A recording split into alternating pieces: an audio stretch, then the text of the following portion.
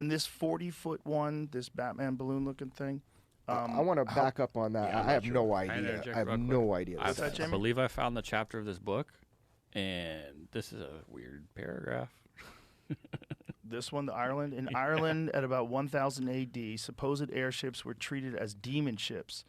And how do you say that? Lyons, France? Yeah. Admitted space travelers were killed. More recently, on 24 of July 1957, Russian anti-aircraft batteries on the Kuril Islands opened fire on UFOs. Although all Soviet anti-aircraft batteries on the islands were in action, no hits were made.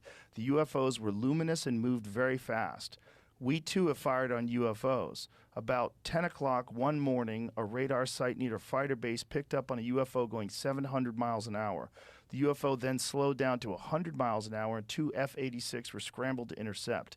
Eventually, one F-86 closed on the UFO at about 3,000 feet altitude. The UFO began to accelerate away, but the pilot still managed to get within 500 yards of the target for a short period of time. It was definitely saucer-shaped. As the pilot pushed the F-86 at top speed, the UFO began to pull away. When the range reached 1,000 yards, the pilot armed his guns and fired in an attempt to down the saucer. He failed, and the UFO pulled away rapidly, vanishing in the distance. The same basic situation may have happened on a more personal level. On Sunday morning, evening 21, August 1955, 8 adults and 3 children were on the Sutton farm, 1/2 mile away from Kelly, Kentucky, when, according to them, one of the children saw a brightly glowing UFO settle behind the barn, out of sight from where he stood. Other witnesses on nearby farms also saw the object.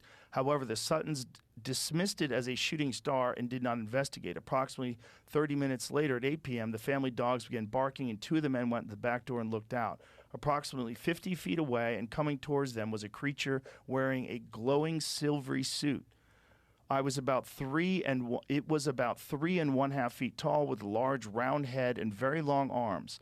It had large webbed hands, which were equipped with claws. 2 Sutton grabbed a 12-gauge shotgun and a .22 caliber pistol and fired at close range. They could hear the pellets and bullet ricochet as if off metal. The creature was knocked down, but jumped up and scrambled away.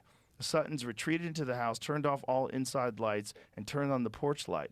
At that moment, one of the women who was peeking out of the dining room window discovered that a creature with some sort of helmet and wide slit eyes was peeking back at her. She screamed, and the men rushed and started shooting. The creature was knocked backwards, but again scrambled away without apparent harm. More shooting occurred, a total of about 50 rounds over the next 20 minutes, and the creatures finally left, perhaps feeling unwelcome, it says. After about 2-hour wait for safety, the Suttons left too.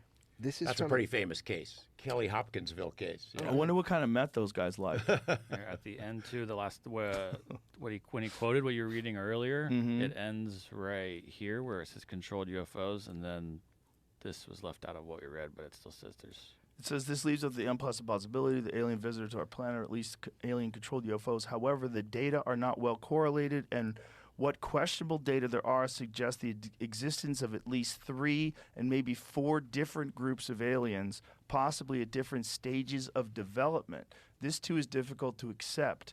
It implies the existence of intelligent life on a majority of the planets in our solar system, or a surprisingly strong interest in Earth by members of other solar systems.